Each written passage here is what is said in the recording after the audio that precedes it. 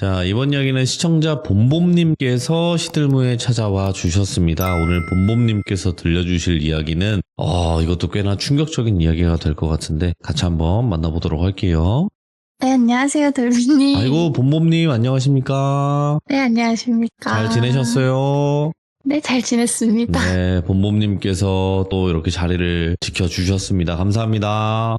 네, 제가 더 감사드립니다. 아이고, 항상 저희 규정님들은 제가 더 감사하다는 말씀을 너무 많이 해주셔요. 너무 고맙습니다. 돌비님께서 이렇게 생방송을 네. 켜주시는 것만으로도 너무 감사하죠. 천사가 따로 없습니다. 네. 자, 감사드리고요. 오늘 봄봄님께서 해주실 이야기가, 이런 현실에서 마주치기가 싫은데. 근데 저도 이 이야기를 듣고 네. 좀 충격을 많이 받았어요. 예. 키워드를 좀 간략하게 말씀드리자면 스토킹 범죄에 대한 이야기인데 너무 많이 나오긴 했지만, 저희 채널에도. 예. 근데 저도 스토킹 그런 얘기를 많이 들어봤어요. 뭐 인터넷으로 보거나 아니면 방송으로 접하거나 했던 게 많았는데 이런 분류의 스토킹은 좀 처음 들어보셨을 것 같아서 저도 좀 처음 들어봤던 스토리였어서. 알겠습니다. 그러면 도대체 어떤 범죄류인지 같이 한번 들어보도록 하겠습니다. 렛츠고! 키리십니다. 봄봄이에요.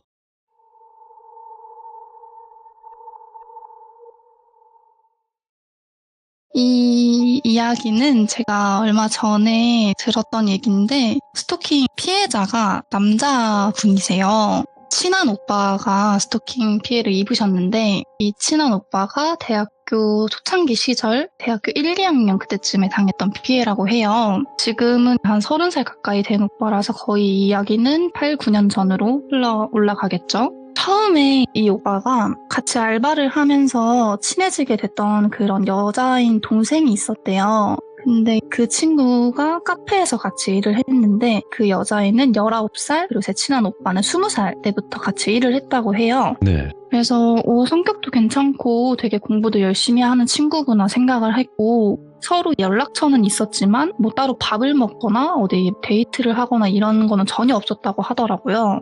따로 연락이 오는 것도 없었고 연락 자기가 보내지도 않았고 그냥 뭐 카페에서 알바를 하면서 마주치면 인사하고 같은 타임이면 같이 일하고 그런 식이었다고 해요. 그래서 처음에는 그냥 고3이고 이렇게 공부하기도 힘든데 아르바이트까지 하니까 되게 착한 친구인가 보다 생각을 했대요. 그래서 마음속으로는 그 친구를 되게 우러러보고 나는 고3 때 놀기만 했던 것 같은데 이런 생각을 하면서 어느 한날은 그 여자인 친구를 멍을 때리면서 보고 있었대요. 근데 그 고3 여자애가 갑자기 눈을 마주치더니 부끄러워 하더래요. 예를 들면 짝사랑하는 친구가 나랑 눈이 마주쳤을 때 부끄러워하는 그런 표정 있잖아요. 그런 표정을 짓더래요.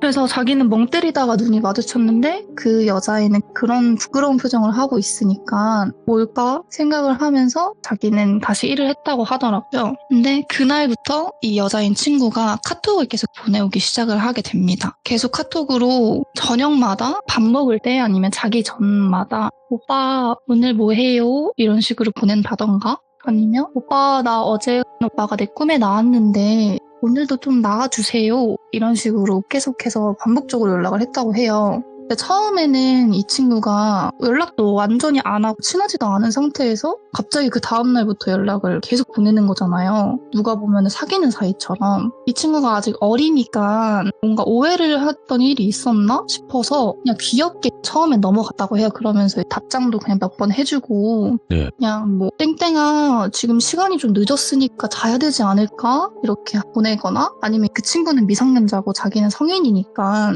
근데 너가 나 좋아하는 건 알겠는데 우리 좀 시기가 좀 그렇다. 너 성인 되고 다시 만날까? 이런 식으로 좋게 타일렀다고 해요. 근데 그 여자인 친구는 타이르면 타이를수록 자기를 밀어내면 밀어낼수록 집요한 집착을 보였다고 하더라고요. 그때까지는 카톡으로만 계속 주고받았던 사이니까 그렇게 카톡으로 집착을 한 지 한 달 정도 됐을 무렵에 자기가 오빠가 나랑 한 번만 만나주면 나는 뭐 요번에 수능을 잘 볼 자신이 있다. 그런 말부터 시작을 해서 강도가 높아지면서 약간 집착과 협박식으로 얘기를 하는 거예요. 오빠가 나 계속 안 만나주면 나는 수능 포기해서 우리 엄마 아빠한테 뭐 불효녀 되는 거야. 이런 식으로 말하고 아니면 뭐 다른 날에는 오빠 때문에 나 수능 이번에 신청 안 할 거야. 나 수능 안 보러 갈 거야. 이런 식으로 이렇게 강도가 점점 더 높아지는 거예요. 협박이.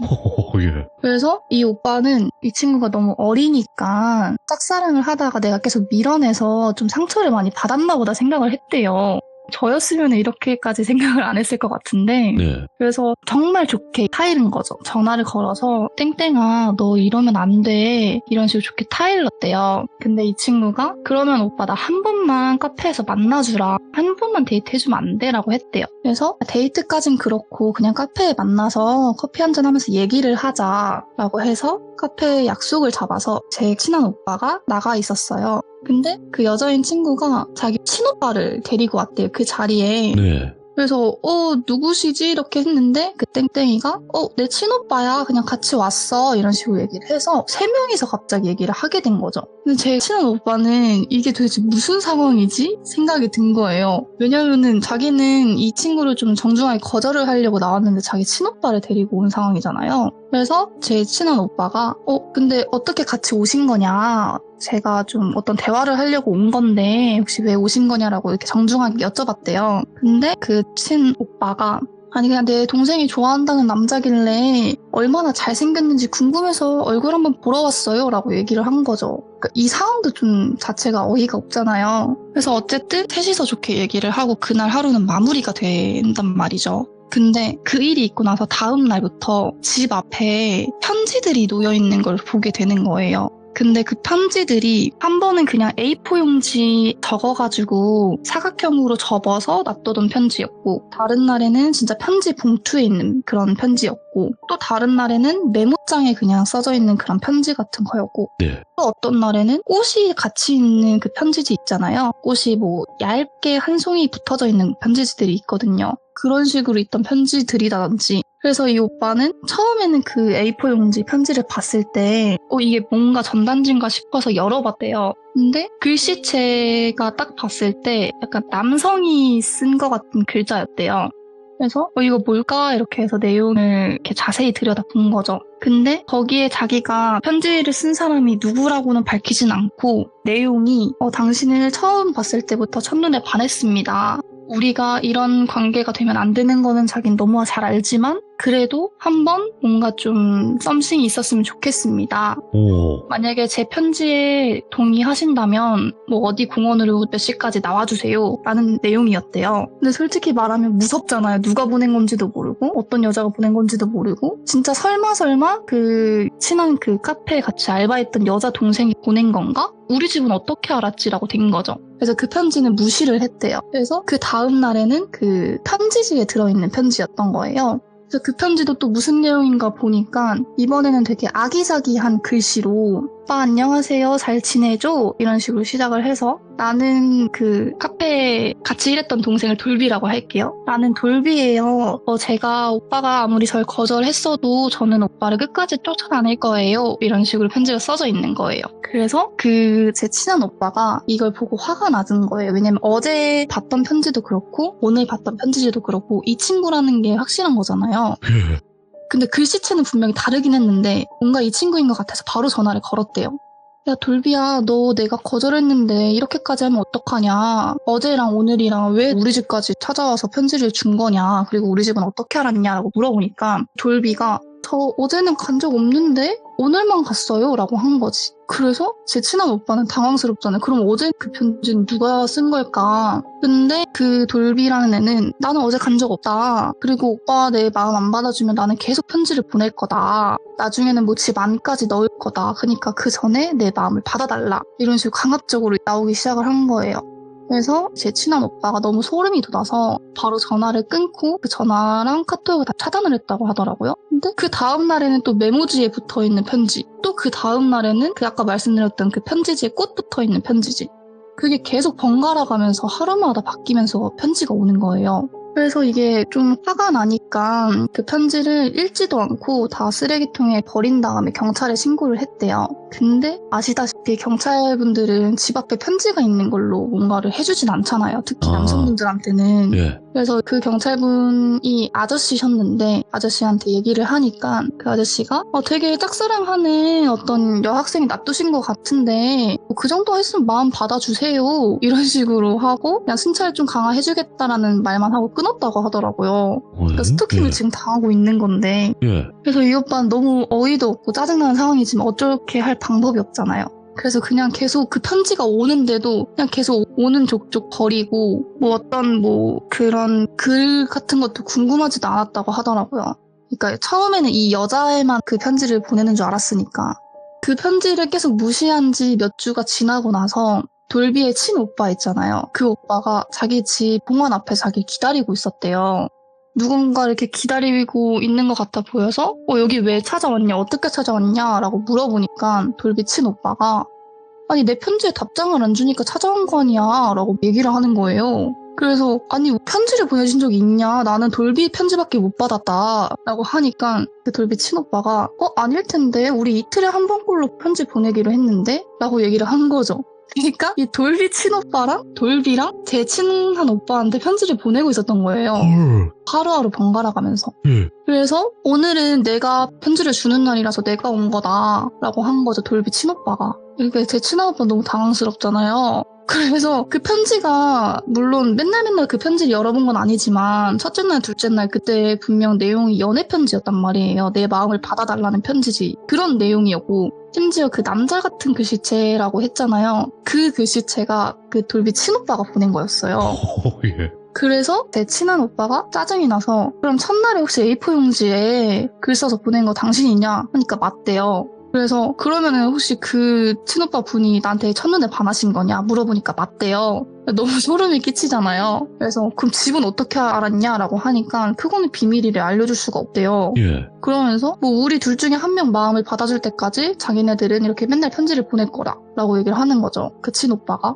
그래서 제 친한 오빠는 얘네들 두 명이 다 제정신이 아니다 라고 해서 일주일 정도는 다른 친구 집에서 머물게 됐다고 하더라고요. 근데 아무래도 혼자 살았던 오빠다 보니까 친구랑 같이 있으면 너무 불편한 느낌이 드는 거예요. 그리고 그때까지는 뭐 집에 편지지만 두고 갔지 위에는 가진 않았으니까 일주일 있다가 다시 자기 원래 집으로 돌아가게 된 거죠.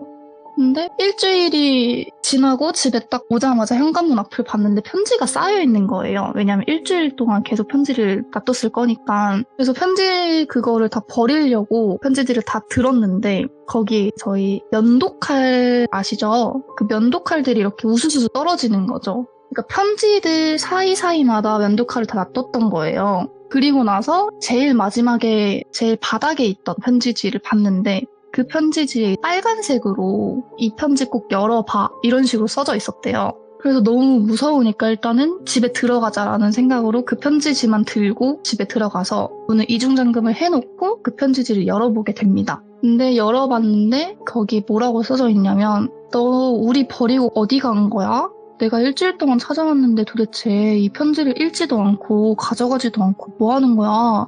우리 마음을 이렇게 무시하면 안 되지. 이런 식으로 빨간 글씨로 써져 있던 거죠. 제 친한 오빠는 아무 잘못한 게 없는데 이 두 사람이 자기를 나쁜 사람이라고 몰아가고 있는 거예요. 그래서 오빠가 짜증나서 일주일 동안 쌓여있던 편지를 다 열어서 내용을 확인을 해봤대요. 근데 뭐 이게 언제 며칠에 보냈다 그런 게 적혀있지 않고 그냥 자기의 마음에 대한 글만 써져 있으니까 순서가 어떻게 되는지는 모르는데 이게 가면 갈수록 한 편지지 안에서 그라데이션으로 분노가 담겨 있었대요. 그 편지지에 들어있던 그 내용에는 이렇게 몇 주 동안 오빠한테 했으면 좀 나 받아줘야 되지 않을까? 나 좀 많이 불쌍하지 않아? 근데 우리 친오빠보다 내가 오빠 먼저 더 처음부터 내가 좋아했으니까 나를 받아줘야 돼. 우리 친오빠는 받아주면 안 되지. 이건 도리상 말도 안 되는 일이야. 라고 써져 있으면서 마지막에는 욕설까지 함께 써져 있는 그런 편지지였고 친오빠가 쓴 그 편지지에는 아무리 그래도 내 동생은 나보다 못생겼으니까 나랑 사귀는 게 더 낫지 않을까? 너가 지금 진지하게 고민하고 있는 거 알아. 하지만 넌 나한테 돌아올 거라고 믿어. 이런 식으로 써져 있었대요. 그러고 나서 그 편지들을 다 읽고 나서 쓰레기통에 버리고 다시 친구 집으로 향하게 됩니다. 근데 어쨌든 그 다음날은 학교를 가야 되는 날이기 때문에 학교를 갔다가 같이 친구랑 다시 그 친구 집에 돌아온 거예요. 근데 그 친구 집 앞에 웬 상자가 하나 있더래요. 선물 상자 같은 약간 저희 손바닥 사이즈의 얇은 종이 상자 같은 게 있더래요. 그래서 저거 뭐지? 야, 택배 왔나 보다 이런 생각을 하고 그걸 들고 친구랑 같이 집에 가서 그걸 열어봤는데 거기에 그 머리카락을 뭉텅이로 잘라서 그 상자에 꽉 채워놓은 거였대요. 그래서 이거 뭐지? 누가 버리고 간 건가? 뭐지? 너 무슨 나처럼 스토킹 당하냐? 이렇게 된 거죠, 친구한테. 예? 근데 그 친구분은 아니다, 나 뭐 그런 거 없다. 그런 거 없는데 뭘까? 이렇게 해서 그게 머리카락이니까 찝찝하잖아요. 그거를 바로 공원 같은 데 가서 태워버렸대요. 그리고 나서 같이 밥 먹고 한숨 자고 다음날에 일어났는데 나가자마자 또 편지지가 있더랍니다. 그래서 제 친한 오빠는 설마 진짜 내 친구 집까지 안 건가? 어떡하지? 그래서 그 편지지를 바로 버리고 또 경찰한테 연락을 했지만 경찰은 또 해줄 수 있는 게 없다는 답변만 돌아왔대요. 그리고 그 친구도 너무 화가 나니까 너 알아서 해라. 너 집에 가서 스토킹을 당하든 말든 우리 집까지 걔네들이 찾아온 거면 나한테도 피해 있을 수 있다라고 해서 그 오빠는 다시 자기 원룸으로 돌아가게 돼요. 자기 원룸으로 이틀 만에 돌아간 거잖아요. 근데 집을 딱 문을 연 순간 쓰레기 냄새가 이렇게 음식물 쓰레기 같은 그런 오물 냄새가 네. 코를 찌르는 듯한 느낌을 받았대요. 문을 열자마자. 그래서 뭐야, 나는 음식물 쓰레기 버리고 나왔는데? 생각을 해서 싱크대 쪽으로 가봤는데 싱크대 쪽에는 또 깨끗해요. 그래서 뭘까 해서 그 냄새의 근원지를 찾아가니까 자기 침대에 그 김치 국물 같은 빨간색 국물들이랑 온갖 오물들이 이렇게 침대에 흩뿌려져 있었대요. 근데 그게 환기가 안 되는 곳이었으니까 문을 열자마자 그 냄새가 코를 찔렀던 거죠. 그래서 설명해 주기로는 그 시궁창에서 나는 냄새가 찌린내랑 뭐 그런 오물 냄새들이랑 되게 매운 국물 냄새 막 그런 게 섞여서 났다고 하더라고요. 그러니까 집에 들어온 거잖아요. 그래서 일단은 이거를 버리든 뭔가를 하고 냄새가 너무 많이 나니까 그래서 이걸 일단 쓰레기로 다 버리고 나서 손을 씻으려고 화장실에 들어갔는데 네? 화장실 문이 닫혀 있어서 이렇게 문을 열고 들어가니까 화장실 거울에 예? 빨간색 립스틱으로 오빠 이제 알겠지? 라고 써져 있는 거예요.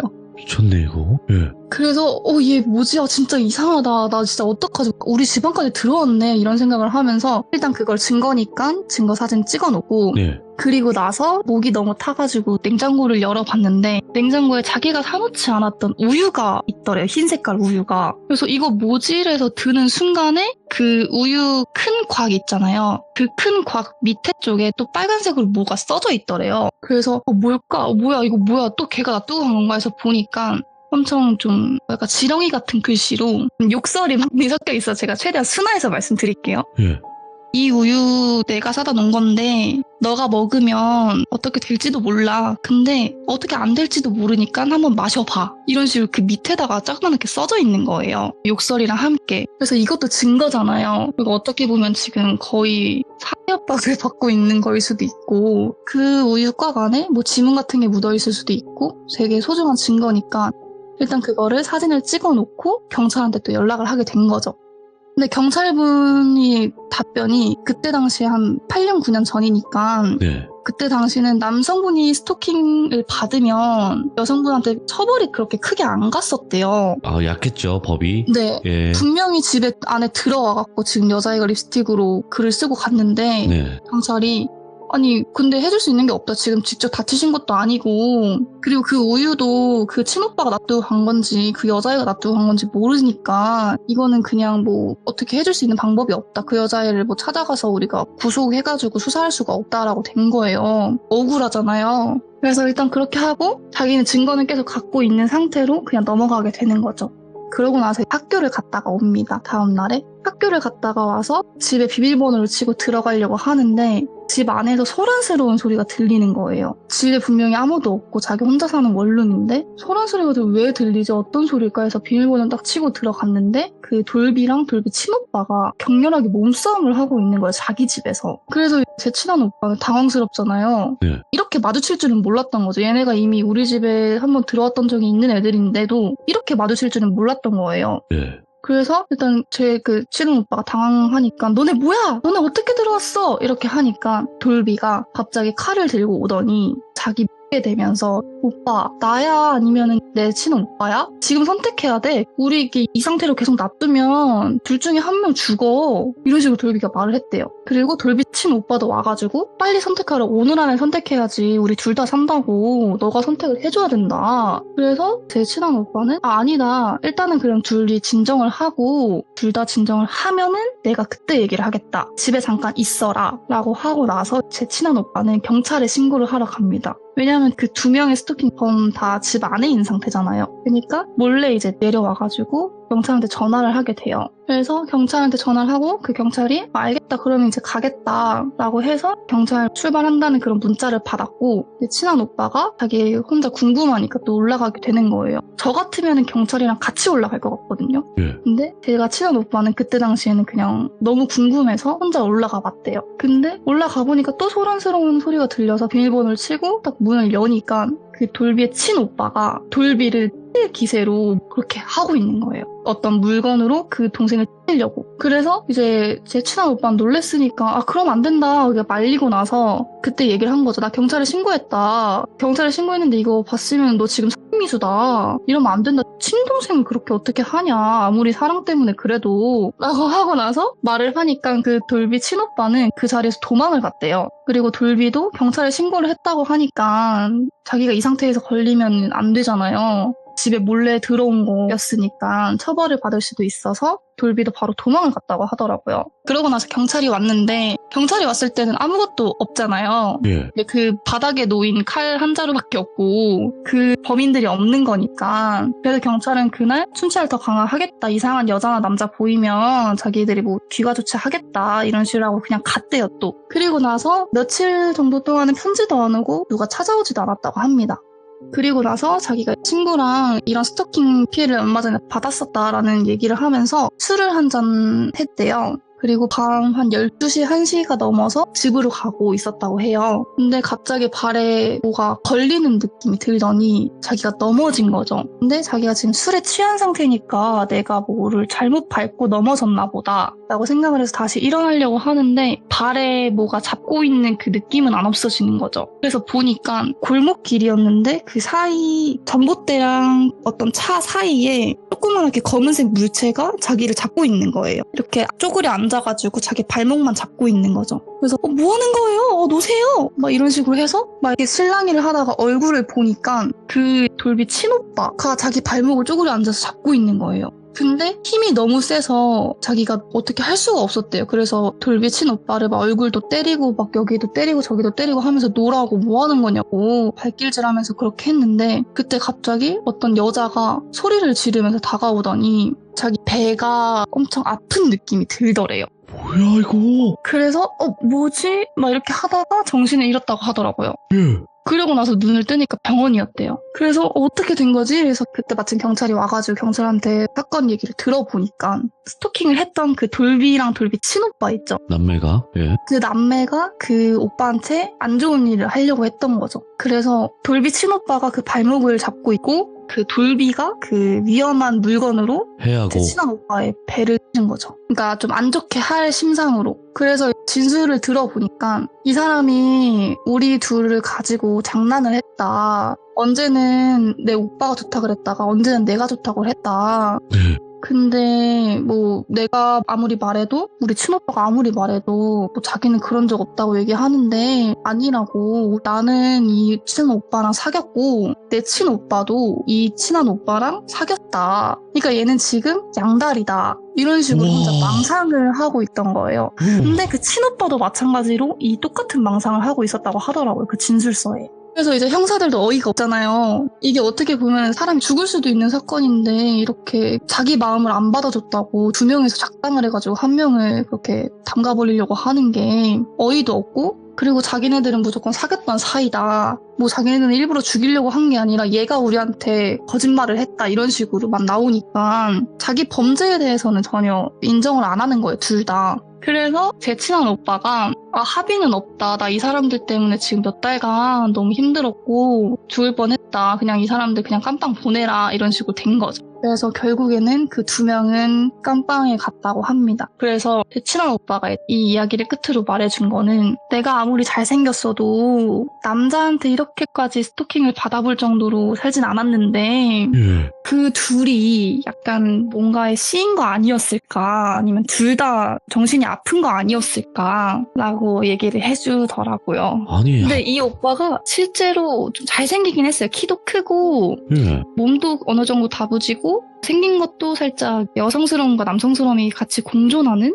그렇게 좀 잘생기긴 했어요, 이 오빠가. 네네. 근데 자기가 아무리 잘생겼어도 남자한테 이렇게까지의 관심을 받아본 적은 없는데 도대체 그 사람들은 정신머리가 어떻게 됐었을까라고 얘기를 하더라고요. 아니, 근데 진짜 친남매는 맞는 거예요? 나 그것도 의문이네? 근데 형사님이랑 얘기를 했다고 했잖아요. 네. 근데 그때 친남매는 맞다고 하더라고. 왜냐면 가족 관계가 뜨니까. 예. 그 가족 관계가 뜨니까 딱 봤는데 그렇다고 하더라고요. 남자와 여자에게 동시에 사랑을 받았던, 그것도 지독한 사랑을 받았던. 야, 사실 이게 섬뜩하다, 이거. 자극적인 얘기가 너무 많아서 뺀 다 거예요? 말씀을 못 드렸어요. 왜냐면은 저희 돌비 채널은 어린이들도 볼 수 있는 그런 채널이기 때문에. 근데 약간- 그럼에도 불구하고 충분히 자극적이었고요. 그리고 아니, 그럼 말씀 못한 게 뭐예요? 간단하게 얘기하면 뭐 성적인 그런 거예요? 네, 맞아요. 와. 이게 성적인 그건데 영상을 보낸다든지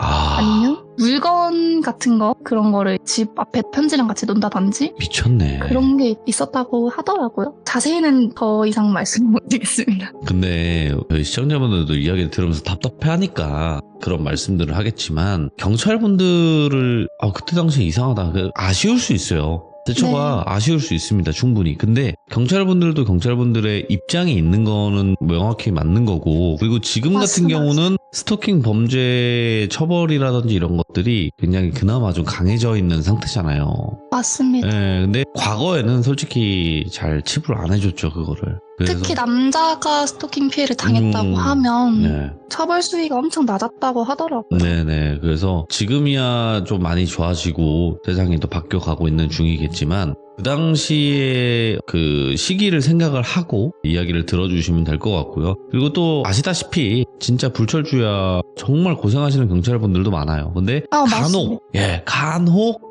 이건 대처가 아쉬운 걸 떠나서 이게 맞나 싶을 정도의 경찰분들도 있는 것도 사실입니다. 하지만 그렇습니다. 모두가 그런 건 아니니까 그 부분은 그렇게 확실히 짚고 넘어가고 본범님께서 오늘 해주신 이야기도 왜 다르다고 했는지는 알 것 같습니다. 맞습니다. 저는 이런 얘기를 처음 들어봤습니다. 야, 이거는 진짜 누가 들어도 섬뜩한 남매의 사랑이라고 볼 수 있겠네요. 예. 맞습니다. 어떻게 남매가 동시에 한 사람을 그렇게 하는지는 저는 너무 신기합니다. 아직까지도. 상상도 하기 싫은 그런 이야기였고요. 오늘 본범님께서 그래도 이야기를 너무나 생동감 있게 잘 전달을 해주셔서 저희가 너무나 잘 들었던 것 같습니다. 항상 조심해야 되는 세상인 것 같습니다. 감사합니다. 감사합니다. 네. 자, 이번 이야기는 시청자 본범님께서 찾아오셨습니다. 오늘 본범님이 들려주실 아주 무서운 이야기는 어떤 이야기가 될지 같이 한번 들어보도록 할게요. 여보세요? 본범님. 네. 아이고, 반갑습니다. 자, 네. 일단은 본범님 오늘 준비하신 이야기의 주제가 따로 있을까요? 오늘 주제는 현실 공포와 귀신 이야기가 합쳐진 이야기예요. 하이브리드, 예. 근데 이게 지역은 제가 자세히 말씀드릴 수는 없는데 네. 아버지 지인분께서 인테리어 사업을 하시다가 어떤 폐 모텔을 공사를 하러 가게 되셨는데 거기까지. 그때 발생된 사건입니다. 오케이. 그러면 아주 큰 지역 있잖아요. 서울, 경기, 인천, 이렇게는 안 되는 건가요? 안 되는 건가? 네, 왜냐면은 이게 그 지역에서 너무 유명한 얘기래요. 그래요? 그래서 이게 그 지역을 말씀드리면 특정될 수가 있다고 하더라고요. 자, 그러면 바로 시작을 해보도록 하겠습니다. 렛츠고! 길이십니다. 본범이죠.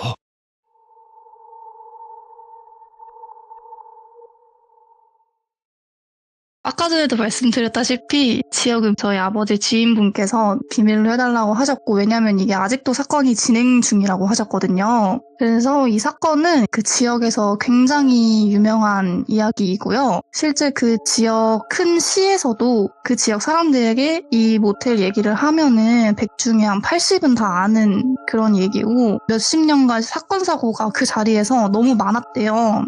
그래서 그 근처로 잘 안 다니신다고 하더라고요. 그 지역 분들도. 그래서 이야기 본론으로 들어가서 아버지 지인분이 인테리어 사업을 하시는 분이고 이분을 돌비라고 칭할게요. 그래서 이 돌비님이 돌비시에 있는 돌비 모텔에서 의뢰가 들어왔대요. 그래서 돌비님과 돌비님 동료들 몇 명을 데리고 내려가게 되었어요. 네. 모텔이다 보니까 숙식이 다 제공이 된다고 했고 숙박은 그 몇 개 호실만 청소를 해서 알아서 사용하면 된다고 했대요. 그래서 그 모텔 1층 호실을 몇 개 청소를 하고 숙박을 한 다음에 다음 날부터 바로 작업에 들어가는 거였어요. 근데 돌비님은 원래 이 지역에서 의뢰가 많이 들어왔었고 다른 지방에서도 많이 들어왔었기 때문에 별로 생각을 안 하고 그냥 내려가게 되었고 이 모텔에 대한 소문은 아무것도 듣지 못한 채 일을 시작하게 되셨대요. 근데 이 현장에 인테리어를 하는 돌비님 팀만 있는 게 아니라 다른 팀들도 있었대요.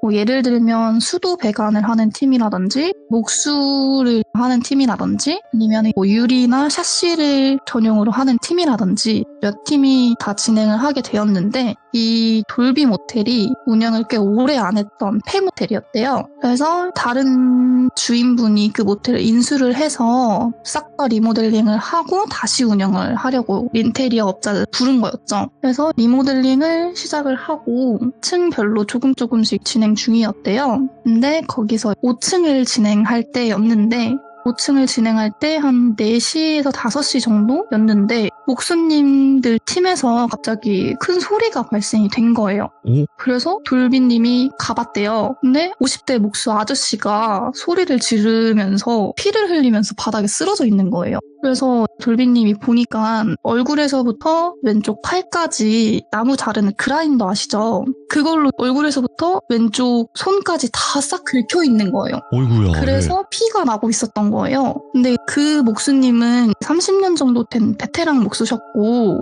어느 정도 살짝 부상 같은 건 있었어도 그렇게 길게 쓸린 적은 단 한 번도 없던 사람이었대요. 그래서 그 목수님 동료분들도 너무 당황하셨고 다른 팀원들도 다 당황을 하셨던 거죠. 그래서 바로 119를 부르고 병원을 가셨다고 합니다. 예. 그리고 이분은 병원을 갔고 다른 분들은 어쨌든 공사를 진행을 해야 되고 그 계약을 했던 기간이 있기 때문에 바로바로 청소를 하고 다시 작업을 진행을 하셨대요. 그래서 이 다음 날부터 이런 사건 사고들이 계속 끊임없이 발생을 하는 거예요. 다음 날은 다른 목수가 못을 박다가 망치로 못을 친 게 아니라 자기 자신의 손을 친 거죠. 그래서 손가락 뼈가 다 으스러졌대요. 그래서 결국은 그분은 손을 많이 쓰셔야 되는 목수셨는데 손가락이 다 부러졌으니까 목수 일을 할 수가 없잖아요. 그래서 그분은 결국 목수를 그만뒀다고 하더라고요. 그리고 또 어떤 분은 저녁 때 후레쉬를 켜고 망치질을 하고 있었는데 갑자기 후레쉬가 꺼지더니 망치를 하던 중에 후레쉬가 꺼져서 옆에 있는 유리를 쳤나 봐요. 그래서 그 유리 파편이 눈으로 바로 들어와서 눈이 실명이 되셨대요. 근데 이 사고들, 이 세 사건이 일어났던 곳이 다 5층이었어요. 그리고 이분 외에도 다른 목수 한 분이 5층 복도에서 갑자기 넘어지셔가지고 들고 있던 장비에 발이 찧어서 다리가 부러졌대요. 이 5층을 진행한 지 한 1, 2주 만에 목수 4분이 다치신 거예요. 그 목수 팀에서만. 그래서 그 목수팀은 빠지고 다른 목수팀을 고용을 했다고 하셨어요. 그래서 돌비님은 목수팀들이 뭐 저주를 받으셨나 생각을 했대요. 왜냐면은 목수팀만 다쳤고 다른 팀원들은 안 다쳤었거든요. 그때 당시에는. 그래서 저 목수팀분들이 어떤 현장을 단체로 가셨다가 뭐 귀신이 붙었나 아니면 뭐 저주를 받았나 이런 생각을 하셨대요. 왜냐면은 폐 모텔이나 폐 그런 건물들을 많이 공사 진행을 하잖아요. 그러다 보니까 어떤 곳에서 그 팀원들이 일을 하시다가 귀신이 붙어 왔나 아니면 저주를 받았나? 이런 생각을 하셨다고 합니다. 왜냐면 목수팀만 다쳤으니까. 그래서 그 목수팀 분들은 빠지고 다른 팀이 들어왔는데 그 다음에 또 다른 팀에게 그 저주 같은 게 시작이 된 거예요. 근데 이 공사가 평일에는 그 모텔에서 작업을 하며 숙식을 하고 주말에는 다시 원래 자기 집으로 들어갔다가 월요일에 다시 시작되는 그런 형식이었는데 다른 목수팀이 들어오시고 통성명을 하고 인사를 하며 뭐 잘 지내보자 등 간단한 말들을 하셨고 이 전에 있던 목수팀이 왜 그만두게 되었는지는 말을 안 하셨대요. 왜냐면은 일단은 어쨌든 이 현장을 빨리 마무리를 하셔야 되니까 예. 괜히 그 전에 있던 일을 말씀을 드리면 좀 그렇잖아요. 그래서 말을 안 하고 그냥 잘 지내보자 막 이런 식으로 하면서 시작을 하셨다고 해요. 그래서 뭐 작업에 다시 들어가게 됐는데 5층에 또 어떤 호실에서 소란스러운 소리가 들린 거예요. 그래서 돌비님이 또 뭐야 또 무슨 일이야 이렇게 가봤더니 창문 샤시를 하시던 분이 창문에서 밖으로 떨어졌다고 소란스러운 거였어요. 아, 그래서 그 호실에 있었던 다른 분들께 뭐 어떻게 된 거예요? 어떻게 떨어지신 거예요? 물어보니까 그 떨어진 분이 그때 혼자 그 호실에서 작업 중이었어서 어떻게 떨어진 게 된 건지 자기도 모른다 이렇게 말씀을 주셨대요. 네. 그래서 바로 돌비님이 1층 내려간 후에 그분 상태를 보니까 다행히 아직 살아 계셨고 119를 불러서 그분은 바로 병원에 실려가게 되었죠. 119가 오는 시간이 있으니까 그 떨어진 분께 어떻게 된 거냐 뭐 이런 식으로 물어봤대요. 그랬더니 자기가 혼자 창문을 다 뜯어서 그 창문에 걸쳐 앉아서 작업을 진행 중이었는데 갑자기 옆에서 자신을 미는 듯한 느낌이 들어서 뭐야 이렇게 하면서 중심을 잡으려고 하는데 그때 발을 누가 밑에서 끌어당기는 듯한 느낌이 들더니 그대로 밑으로 떨어지신 거예요. 근데 다행히도 5층에서 떨어지셨지만 생명에는 지장이 없는데 뼈가 좀 부러지셨다던가 그런 사건이 있었죠. 그리고 또 그 다음날 작업할 때는 작업 시간에는 아무 일이 없다가 작업이 다 끝난 후에 다들 밖에서 식사를 하시고 들어오셔가지고 잠잘 채비를 하는데 어딘가에서 막 소리를 지르는 듯한 소리가 들렸대요.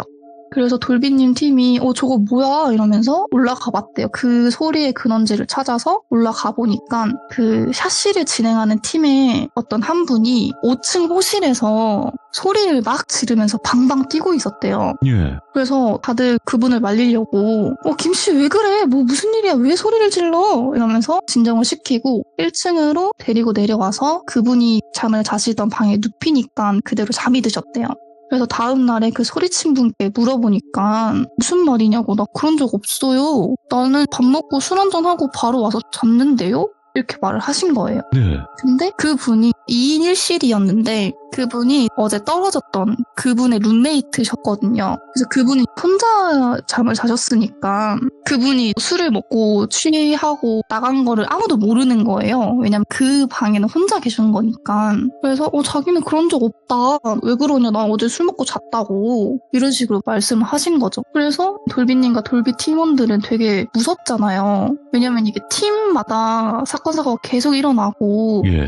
첫 번째 주랑 두 번째 주는 목수 팀들이 일이 있더니 이제 두 번째 그 시간에는 샤시팀에서 계속 일이 진행이 되고 있는 거니까 그래서 너무 당황스럽고 그 사건이 다 끝나면 자신의 팀원들이 다칠 수도 있는 거잖아요. 네. 이게 팀별로 진행이 되고 있으니까. 그래서 이때부터 이제 돌비님은 우리도 작업을 그만해야 되나? 라고 생각을 하셨대요. 근데 작업을 그만하기에는 사건 사고가 아직 자기 팀엔 없는데 그만두게 되면 위약금을 물잖아요. 근데 그 위약금이 좀 세다 보니까 좀 반반이었던 거죠. 여기서 그만둘까? 아니면 그냥 좀 계속 해볼까? 왜냐면 아직까지 누가 뭐 사망한 사람이 없고 그냥 다치신 분만 있으니까 그냥 일단 진행을 하자라고 생각을 하셔서 계속 진행을 하게 되었다고 합니다. 근데 그 다음날부터는 작업 시간에는 무슨 일이 없는데 저녁에만 계속 일이 일어나는 거예요. 그 샤시팀에서 또 어떤 분이 그 다른 방에서 묵던 룸메이트 한 분이 아니 우리 사람이 사라졌다. 이 사람 어디 간 거냐. 전화도 안 받는다. 이렇게 하신 거예요. 다른 팀원들한테 같이 찾아주시라고 했대요. 그래서 밖에를 먼저 찾으러 가기보다는 그 모텔 안에서 뭔가 좀 구경을 하고 있나라는 생각이 들어서 그 모텔을 다시 1층, 2층, 3층, 4층, 5층 이렇게 보게 된 거죠. 근데 그 없어진 분이 5층의 어떤 한 호실에서 복도 저 끝에 이렇게 보면서 쭈그려 앉아 있더래요. 그러니까 그 호실이 문이 다 없었는데 그 호실 안에 살짝 들어가서 이렇게 살짝 몸을 기울인 다음에 또 저 끝을 응시를 하고 있는 거죠. 쭈그려 앉아서. 그래서 사람들이 뭐 하냐고 여기서 뭐 하시냐고 왜 저길 쳐다보고 있냐 이러니까 그분이 또 아무 말도 없이 그냥 계속 그냥 거기만 보고 있는 거죠. 그래서 다른 사람들도 무섭잖아요. 그래서 뭔가 좀 귀신이 있는 것 같기도 하고 이러니까 그래서 그분을 다시 내려보냈대요. 1층으로. 1층으로 내려보내서 그 룸메이트 분이 그 호실에 데려가서 눕혔는데 눕히니까 다시 바로 잠이 드셨대요. 그러니까 그때가 왜 그랬는지 바로 물어보고 싶었는데 이분이 잠드셨고 깨워도 일어나시질 않으시니까 그날은 궁금한 마음을 다 떨치고 잠에 들게 되셨죠. 그래서 또 다음날에 어제 왜 그런 거냐 물어보니까 안 그랬대요. 자기는 안 그랬다고. 나 어제 바로 잠들었다고. 그 룸메이트 분께 나 어제 바로 잠드는 거 보지 않았냐. 나 바로 잤다. 이렇게 또 말씀을 하시는 거죠. 그래서 그 샤시팀도 그 사건이 그 샤시팀에서만 일어나니까 뭔가 무섭잖아요, 이분들도. 그래서 이분들도 결국에는 작업을 중단을 하고 다른 샤시팀이 들어오셨다고 해요. 근데 여기서 그 샤시팀이 또 다른 팀이 오셨으니까 다음 사건 진행이 뭔가 자신의 팀일 것 같은 거죠, 돌비님은. 근데 어쨌든 일단은 그냥 진행을 하셨다고 해요. 왜냐면 돈이 많이 드니까. 예. 근데 그러다가 이제 돌비 팀원 분이 한 분이 다치시게 된 거예요. 작업을 하다가. 그래서 안 되겠다 싶어가지고 그냥 위약금을 물고 그만두셨대요. 그 작업을. 왜냐면 자신의 팀원이 다치셨으니까. 근데 그분은 크게 다치신 건 아닌데 좀 넘어지셔가지고 발목을 접지르는 정도? 근데 어쨌든 그 저주가 자기 팀에 넘어온 것 같은 느낌이 드셨대요.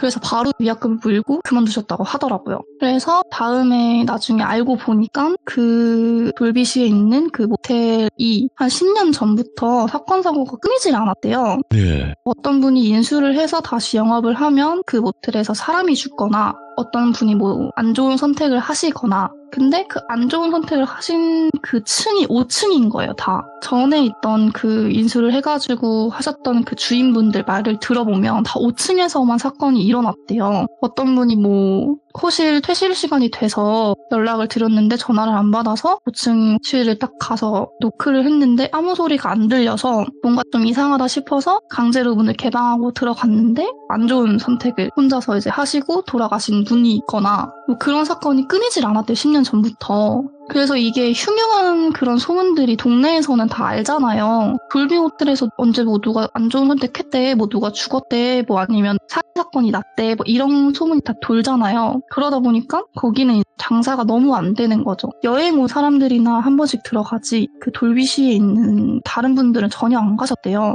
그러니까 장사가 안 되니까 그 모텔을 팔고 다른 분이 또 그 모텔을 사서 영업을 하시고 이런 게 몇 년째 반복 중이었는데 저희 그 돌비님이 인테리어 그거를 하기 전에 몇 달 전에 거기서 폐모텔이다 보니까 거기서 어떤 사건이 일어났었던 적이 있었대요. 예. 그러니까 그 지금 현재 모텔을 가지고 계시는 그 주인분이 인수를 하기 전에 아예 그냥 아무런 그 주인도 없었던 때에 사건이 났었대요, 거기서. 근데 그 층도 5층이었대요. 그래서 그 5층에 뭔가 진짜 뭐 귀신이 있나 보다, 뭐 저주를 받았나 보다 이런 생각이 드셨다고 하더라고요.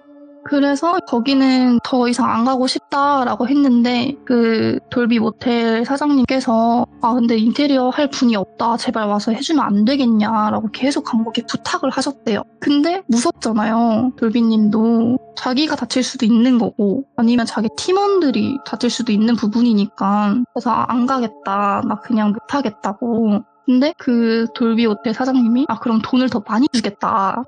이거 공사 진행해주면 많이 주겠다라고 했는데도 안 되겠다고 자기는 자기의 안전이 제일 중요하다라고 생각을 하셔서 안 하셨다고 하더라고요. 그래서 제가 이 얘기를 듣고 그 지역 근처에 제 친구들이 있어요. 그래서 그 친구들한테 그 모텔 얘기를 하니까 그 모텔 안다고 하더라고요. 그 모텔 기사가 나거나 하진 않았대요. 기사가 나거나 뭐 하진 않았는데 그 동네 사람들이나 아니면 그 지역 사람들끼리 다 소문으로 퍼지는 거죠. 얘기로. 네. 그래서 거기 자기도 아는데 자기는 그 근처도 안 간다 무섭다고 너무. 왜냐면은 너무 사건 사고가 많이 났으니까. 그래서 오늘 준비한 얘기는 여기까지고요. 좀 짧지만 이런 얘기를 듣게 되어서 한번 가지고 와봤습니다. 진짜로 흉흉하다라는 말을 쓸 수밖에 없는 곳이네. 야, 그래도 오늘 봄봄님께서 많은 걸 밝힐 수는 없었지만 그래도 이런 곳이 이 지역에 있다. 그리고 그 지역 사람들은 전부 다 대부분 알듯이 그만큼 네. 좀 흉흉하고 무서웠던 일들이 많았던 곳이다라는 걸 더 저희에게 알려주신 건데 정확히 어딘지를 알려주셨으면 아마 엄청난 사람들이 봤을 거예요. 또 괜히. 맞아요. 왜냐면 아직도 계속 개판돼요, 뭔가 진짜. 다치고 계신다고 하더라고요. 네, 괜히 그 또 모텔에서. 가셔가지고 또 여러 일들이 있고 뭐 사고 치고 가서 저희 구독자님이 그런 사람들은 없겠지만 있긴 있더라고요. 그래도. 네, 그래서 네. 저도 걱정되는 마음에. 아이고 그래도 큰 용기 내주셔서 감사합니다 봄봄님. 네, 감사합니다. 네 고맙습니다. 네. 자, 오늘 본범님께서 말씀하신 것처럼 이런 흉흉한 일들이 일어나는 곳에는 여러분들 뭔가 있긴 있어요. 그게 어떤 거든 간에 뭔가 있으니까 괜히 가셔서 피해 안 보시고 그러시길 바라고, 가끔 가다가 사연에 조금 더 리얼함을 강조하기 위해서 실제 지역과 뭐 어디에 있다 이런 걸 확실하게 이야기하셨던 분들도 있는데, 그런 곳에 주변에 피해를 주시더라고요. 저한테 연락 많이 왔었어요. 제발 그런 초등학생도 안 하는 행동은 안 하셨으면 좋겠습니다. 시청해주신 모든 분들 감사드립니다. 고맙습니다.